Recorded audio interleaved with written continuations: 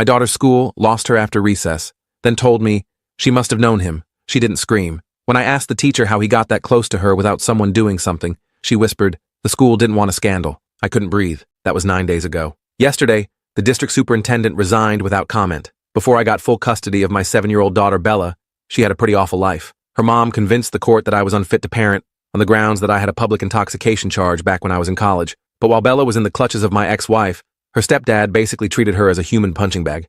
And I knew this because whenever I'd sneakily find a way to see her, visiting her at school during lunch break, showing up to her after-school activities, she always had a new bruise or cut on her tiny self. So the second I was given full custody, I made a promise to myself that I'd protect her, at all costs. Fast forward to a few months later, when we were at the local food court. I was sipping my cold brew, watching Bella color in the kids' menu. It was a rare moment of parental peace when everything seemed right with the world. And suddenly, Bella looked up and frantically started waving at someone outside of our booth. I looked over and saw a man with a 1,000-yard stare. Not a hair on his head. Very creepy. Once I really paid attention, I noticed his arm frantically moving up and down under the table. I strained my neck to further inspect and saw his belt had been undone and his trousers were halfway down his legs. Chills went up my spine. Bella was so young that I didn't want to ruin her innocence by telling her what was going on, but I knew why that sick beastard was really looking at her. So I immediately moved to sit beside her. Hey, Bella, I think you should focus on your coloring. My voice was assertive, strict. Luckily, she redirected her focus, and that's when the manager walked by our table. Hey, do you see that nice man over there? I tilted my head towards his table. Have you noticed? I let my eyes finish the story. When the manager went over to talk, both of the old man's hands came into view. I noticed a hospital bracelet wrapped around his wrist, and his eyes flashed with genuine confusion. My eyebrows furrowed, and I honestly didn't know what the F was going on. While the manager talked, his hands began to shake. Was it Parkinson's? I felt my cheeks flush with embarrassment for causing a scene. But just as I was about to stop looking and forget about it, the manager started yelling, "Give me your effing phone right now!" He was 6'5" and very muscular, so his words were intimidating. The old man gave a tight smile, like he knew there was no talking his way out. As soon as the phone was placed on the table unlocked, I saw it. He was on the Photos app, and there were dozens of photos of Bella. Angles from under the table, close-ups of her face, everything. And even though I wanted to slam him against the sidewalk until his brains were minced meat, I did nothing. Because if I really wanted to keep Bella safe, the first thing I had to do was shield her from the situation. "Daddy, what's going on with my waving friend?" She asked it so innocently that it practically broke my heart. In a moment of quick thinking, I demanded that she go and use the toilet, because we were going to leave soon. The coldness in my voice made her sad, but I didn't care, because it got her to listen. I walked over and grabbed the man's phone to make sure I wasn't just seeing things. Every part of me recoiled. In his camera roll were labeled folders filled with photos of different children. Brunette one from playground, ginger one from the beach, blonde one that hit puberty early. There weren't just 3 or 4 either. There were dozens. I swear my finger was scrolling for a solid minute before I got to the end of his depraved collection. That's when Bella returned. I walked her over to the supervised play area of the mall and told her I'd be back soon. It was a rare moment where her emotions didn't matter to me, because her safety came first. So even as tears were streaming down her face because she thought she'd done something wrong, I frankly didn't give an F. I walked back to the food court, expecting to see the old man being beaten to a pulp by the other men who had seen what was going on. But instead, they were hugging him. One was even patting his back. "Don't worry, we understand," he reassured. I genuinely wished I had an AK-47 in my hands. "What the F are you thinking? This man just assaulted my baby girl." "Yo, relax, brother," the manager interrupted. "We just called the old man's son and found out he's an ex-veteran. His brain is messed up, he can't help himself." He said it like it was the most reasonable, justified explanation known to mankind. I glanced over at the old man, who had a faint smirk plastered on his face. My dad was an ex-veteran. My granddad was an ex-veteran. None of them struggled to not be a kitty-fiddling piece of shit. Every bone in my body was screaming at me to pick him up and crush him like an insect. But I didn't. Instead, I just smiled. "Oh, my bad," I exclaimed sweetly. And that R-worded old man bought it. He really thought I had fallen for his little ex-veteran piece. But no, I was playing the long game. And by the time I was finished with him, he'd wish that he had died in whatever war he came from. I returned to Bella at the play area and took her home. That night, after she went to bed, I sat at my kitchen table staring at the wall. I couldn't get those images out of my head. The photos, the smirk on the old man's face, the way everyone just let him go. I poured myself a glass of whiskey, something I rarely did since getting custody, and tried to calm my racing thoughts. The amber liquid burned my throat, but did nothing to wash away the disgust and anger I felt. I kept seeing Bella's innocent face as she waved to that monster. I kept thinking about all those other children in his folders. The next morning, I called the mall's corporate office.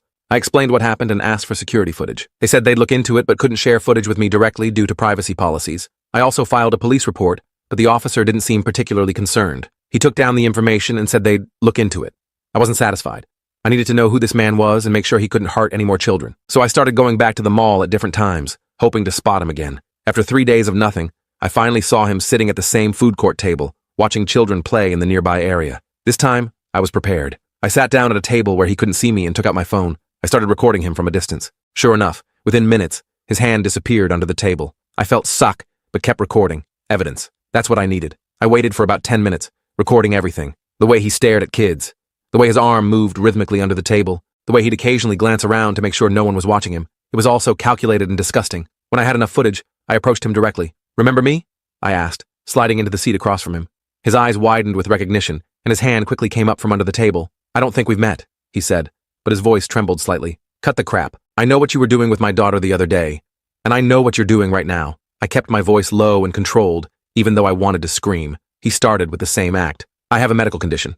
My nephew can explain." "Save it," I interrupted. "I've been recording you for the last 10 minutes. I held up my phone so he could see. I'm taking this to the police.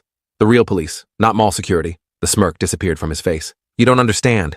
I'm suck. I need help, not punishment." I leaned in closer. "You know what? I actually agree with you.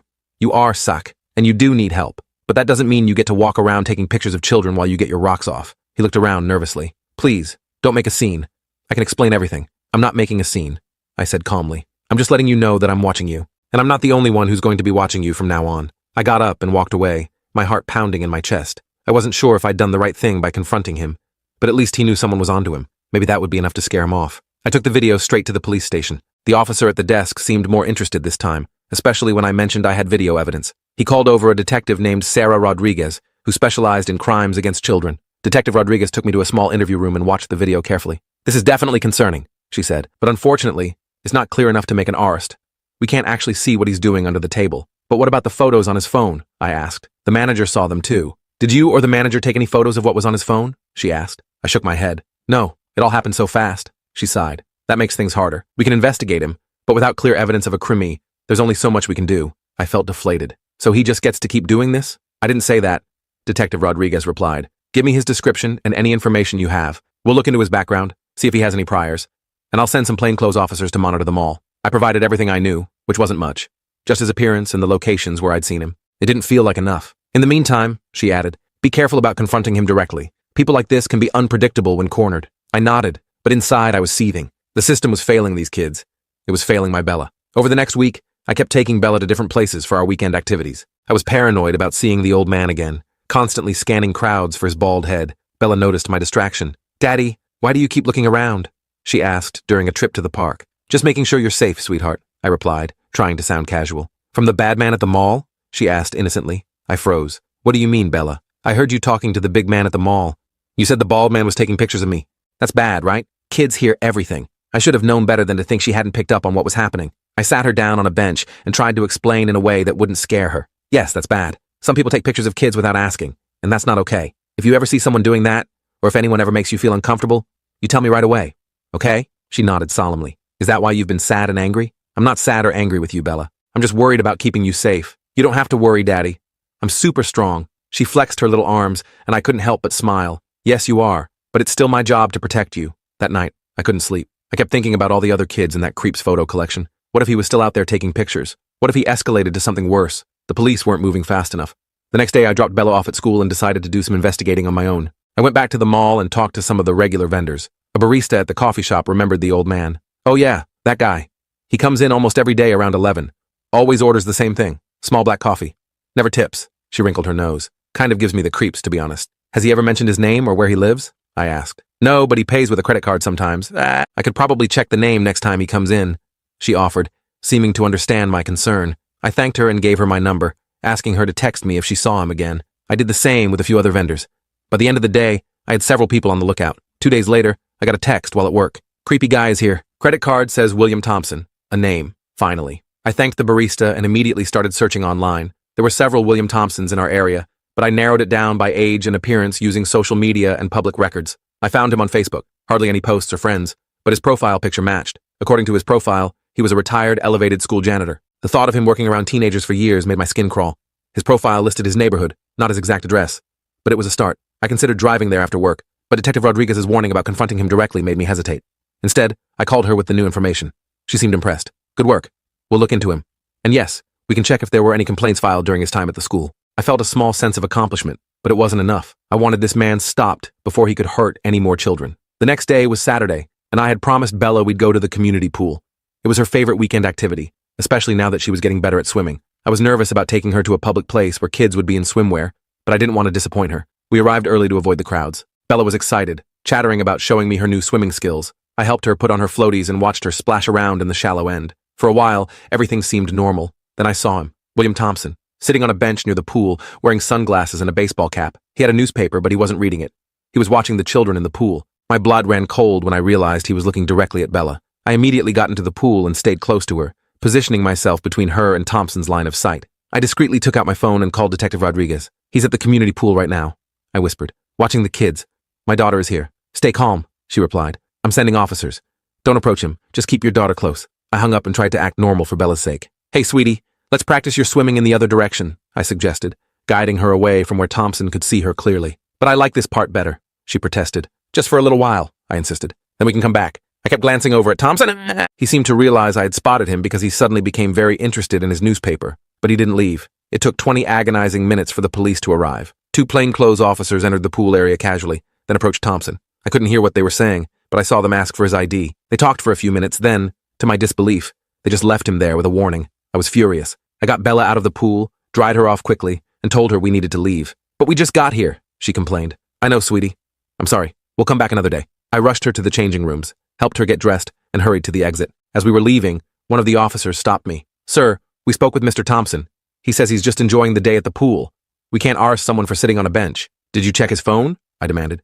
"Did you look for photos?" "We asked to see his phone, but without a warrant, we can't force him to show us." He refused, which is his right. I was seething. "So you're just going to let him sit there and—" "Dad, who are you talking to?" Bella interrupted, tugging at my hand. The officer gave me a sympathetic look. "We're keeping an eye on him, sir.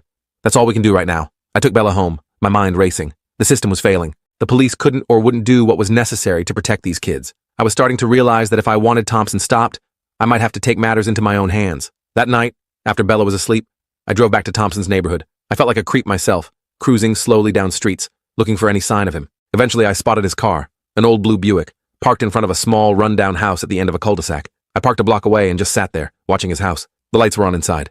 What was he doing in there? Looking at his collection of photos? Planning his next outing? The thought made me suck. I considered breaking in and stealing his phone or computer, anything that would have evidence on it. But that would be illegal, and if I got caught, I could lose custody of Bella.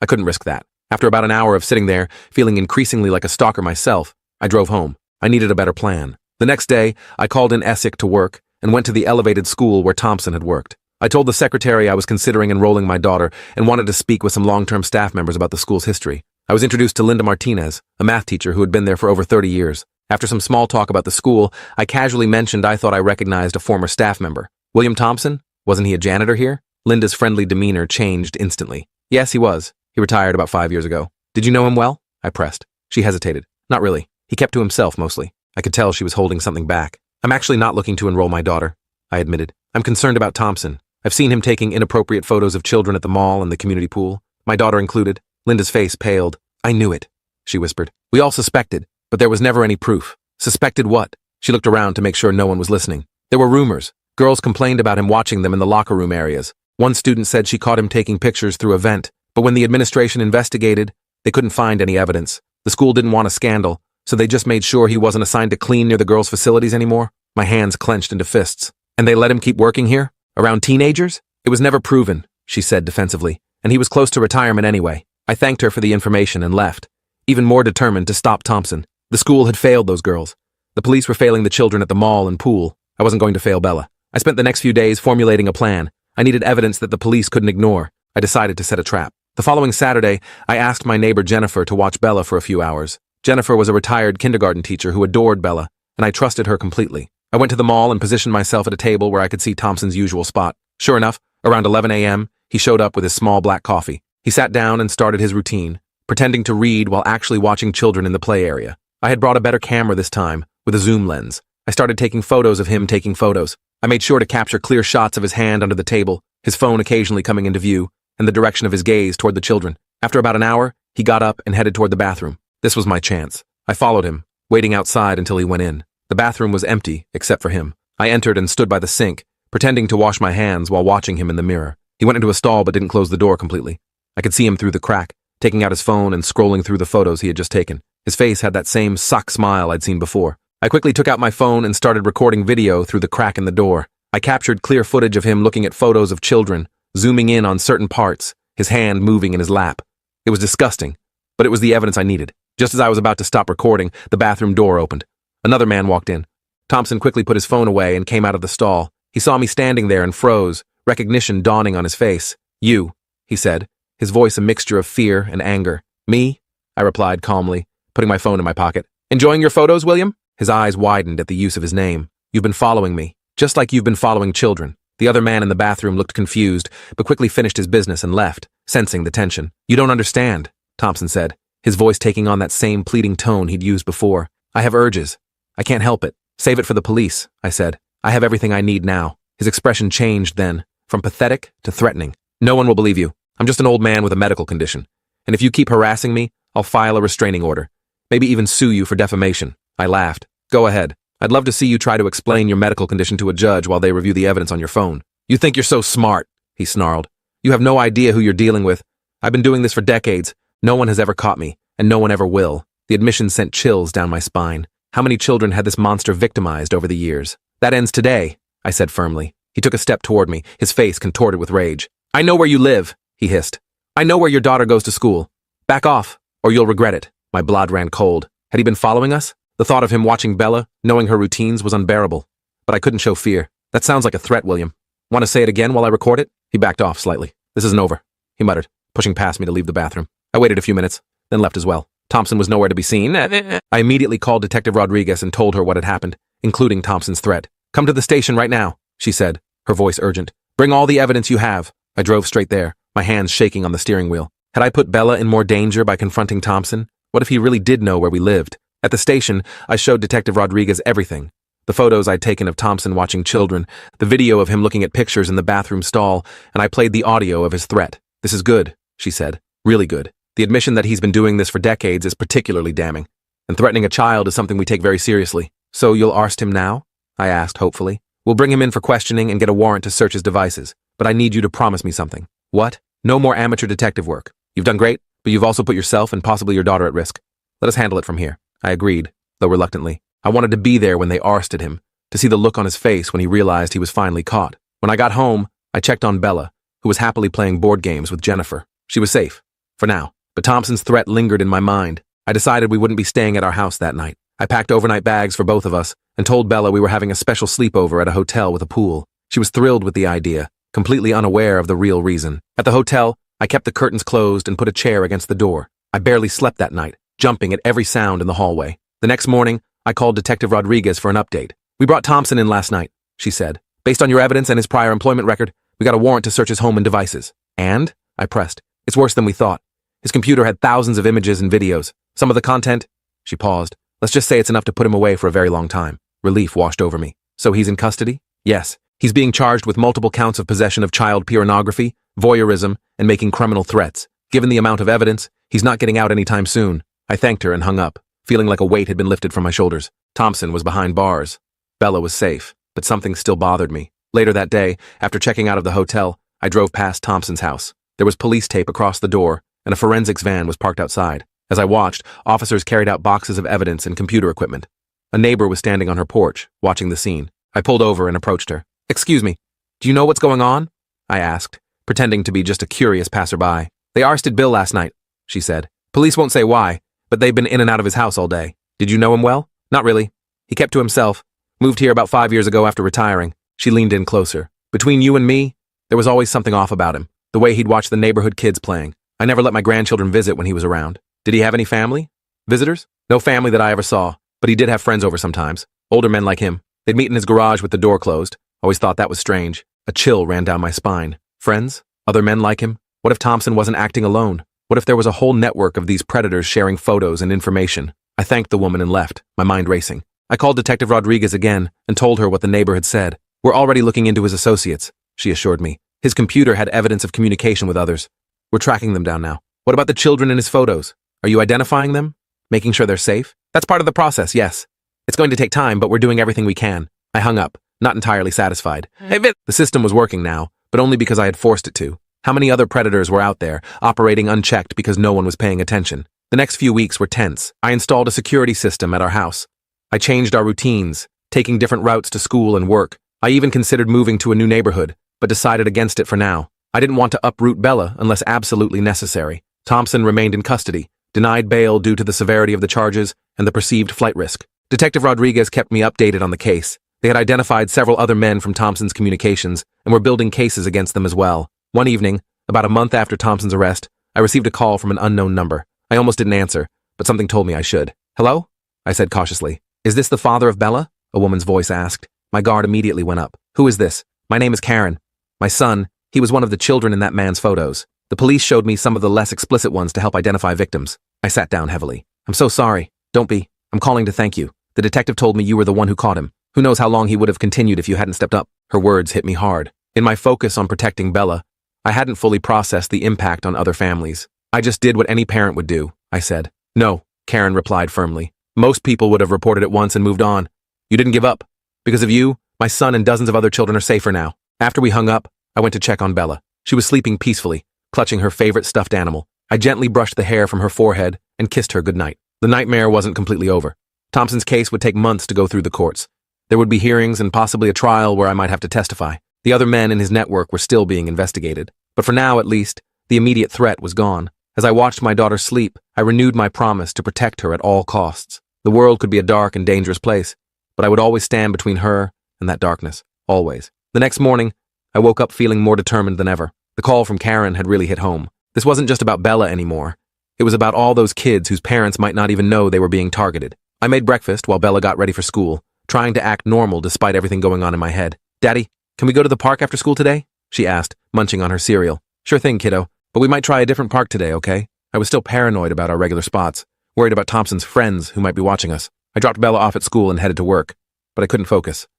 My mind kept drifting to what the neighbor had said about Thompson having visitors. I called Detective Rodriguez during my lunch break. "Any updates on Thompson's associates?" I asked as soon as she answered. "We've identified 3 men so far," she said. "We're building cases against them. But these things take time. Do you have their names? Addresses?" I pressed. There was a pause on the line. "You know I can't share that information with you. We talked about this. No more amateur detective work. I'm just worried. What if they know about me? About Bella? We have no evidence suggesting they're targeting you specifically," she reassured me. "But if you notice anything suspicious, call me immediately." After work, I picked up Bella and took her to a park across town. I sat on a bench where I could see the entire playground, scanning every adult who came near. Bella was having a blast on the swings, completely oblivious to my paranoia. Then I noticed a man sitting in a car across the street. He had been there since we arrived, just sitting there watching the park. My heart rate spiked. I casually got up and walked to a different bench, one that gave me a better view of the car. The man was middle-aged, wearing sunglasses despite the cloudy day. He seemed to be taking photos with a long-lens camera. I immediately called Bella over. "Time to go, sweetie." "But we just got here," she protested. "I know, but I just remembered we need to pick up groceries before the store closes." It was a lame excuse, but it worked. I held Bella's hand tightly as we walked to our car, positioning myself between her and the suspicious vehicle. As we drove away, I noticed the car pulling out behind us. My palms were sweating on the steering wheel. Was he following us? I made a series of random turns, and sure enough, the car stayed behind us. I called Detective Rodriguez while driving. "There's a man following us in a gray sedan. I think he was taking pictures at the park." "Where are you now?" she asked, her voice instantly alert. I told her our location, and she promised to send a patrol car. I kept driving, making random turns through residential neighborhoods, trying to lose our tail without scaring Bella. "Why are we going in circles, Daddy?" she asked from the back seat. "Just taking the scenic route," I said, trying to keep my voice light. Finally, I spotted a police cruiser up ahead. I pulled over next to it and explained the situation to the officers. They immediately set off to look for the gray sedan, but it was gone. "Probably realized we were onto him," one officer said. "We'll keep an eye out, but you should go home and lock your doors." That night, I could barely sleep. Every noise outside had me jumping up to check the windows. I kept thinking about that car, about Thompson's threats, about his network of friends. The next morning, I called in Essex to work again and kept Bella home from school. "Are we having a special day?" she asked excitedly. "Something like that," I said, forcing a smile. "How about we watch movies and make cookies?" She was thrilled with the idea, but I couldn't enjoy it. I kept checking the windows, jumping at every sound. Around noon, my phone rang. "Detective Rodriguez, we need you to come down to the station," she said. "There's been a development." "What kind of development?" I asked, my stomach dropping. "I'd rather discuss it in person. Can you come in this afternoon?" I called Jennifer to watch Bella again and headed to the police station, my mind racing with worst-case scenarios. When I arrived, Detective Rodriguez led me to a small conference room where another detective was waiting. "This is Detective Thomas Chen," she introduced us. "He's been working on identifying Thompson's associates." Detective Chen nodded at me. "We've made some progress. Based on the evidence from Thompson's computer, we've identified several men who were sharing content with him. One of them was at the park yesterday," Rodriguez continued. "The man in the gray sedan. His name is Richard Barker. My blood ran cold. So he was following us? He knows who I am? It appears so, Chen said grimly. We found communications between Thompson and Barker discussing you. Thompson told him you were the one who got him arrested. So what now? I asked, trying to keep my voice steady. Is Barker in custody? Not yet, Rodriguez admitted. We're building a case against him, but we don't have enough for an arrest warrant yet. So he's just out there, free to follow me and my daughter? I couldn't believe what I was hearing. We're putting a patrol car near your house, she assured me, and we're expediting the warrant process. But in the meantime, you need to be extra cautious. I left the station feeling worse than when I arrived. The police were trying, but the system was still moving too slowly. These men were organized, sharing information, and now they knew exactly who I was. When I got home, Jennifer was helping Bella with an art project. They had paper and glitter all over the kitchen table. Everything okay? Jennifer asked, clearly noticing my expression. Just work stuff, I lied. Thanks for watching her. After Jennifer left, I double-checked all the locks and windows. I even pushed a bookshelf in front of the back door. Probably overkill, but it made me feel better. That night, after Bella was asleep, I sat in the living room with all the lights off, just watching the street through a crack in the curtains. Around midnight, I noticed a car driving slowly past our house. It was too dark to see if it was the same gray sedan, but it circled the block 3 times before parking down the street. I called the police immediately. They sent a patrol car, but by the time it arrived, the suspicious vehicle was gone. The officers took a report and promised to keep an eye on the house, but I could tell they were skeptical. The next few days were a blur of anxiety. I took Bella to school and picked her up myself, checking constantly for anyone following us. I installed a doorbell camera and motion sensor lights around the house. I even bought a baseball bat that I kept by my bed, just in case. Detective Rodriguez called with updates every day, but progress was frustratingly slow. They had identified more of Thompson's associates, but were still gathering evidence for arrests. Meanwhile, I kept seeing the same gray sedan in different places. Near Bella's school, in the grocery store parking lot, driving past our house. Each time I reported it, but the car was always gone by the time police arrived. I was starting to feel like I was losing my mind. Was I just being paranoid? Was I seeing threats that weren't really there? Then one afternoon, I got a call from Bella's school. She hadn't come back to class after recess. My heart nearly stopped. I raced to the school, running every red light on the way. The principal met me at the front office, her face grave. We've searched the entire school. She's not here. We've already called the police. I couldn't breathe. This couldn't be happening. Not Bella. Not my little girl. Did anyone see anything?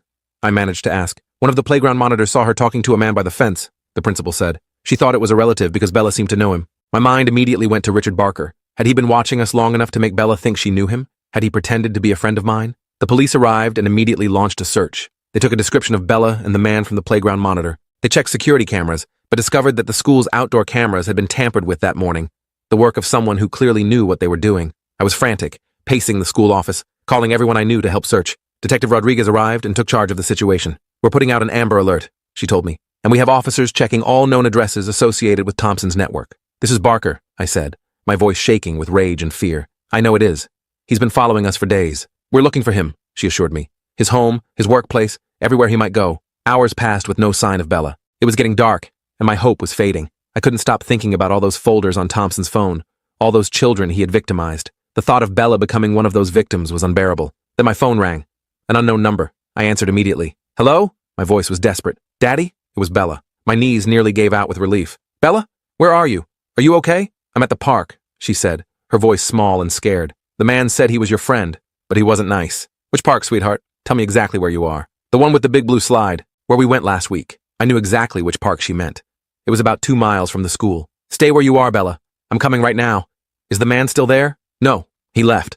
He got a phone call and started yelling. Then he ran away. I relayed the information to Detective Rodriguez, who immediately dispatched officers to the park. I jumped in my car and drove there like a madman, with Rodriguez following close behind. When I arrived, I saw Bella sitting alone on a bench near the playground. I ran to her and scooped her up in my arms, holding her tighter than I ever had before. Are you okay? Did he hurt you? I asked, checking her for any injuries. I'm okay, she said. He just talked weird and kept taking pictures. Then he tried to get me to go to his car, but I remembered what you said about strangers. I hugged her again, tears streaming down my face. You did exactly the right thing, Bella. I'm so proud of you. Detective Rodriguez approached us, her face serious but relieved. We need to get you both somewhere safe. The man, Barker, is still out there. They took us to a hotel under police protection. Rodriguez interviewed Bella gently, getting a detailed description of Barker and what had happened. Bella explained that when the man tried to get her to his car, she ran away and hid in the park. She found a phone that someone had left on a bench and remembered my number. She's incredibly brave, Rodriguez told me after the interview. And smart, too. Most kids wouldn't have thought to look for a phone or remembered their parents' number. I nodded, still shaken by how close I'd come to losing her. What happens now? We have a full manhunt for Barker. His photo is all over the news.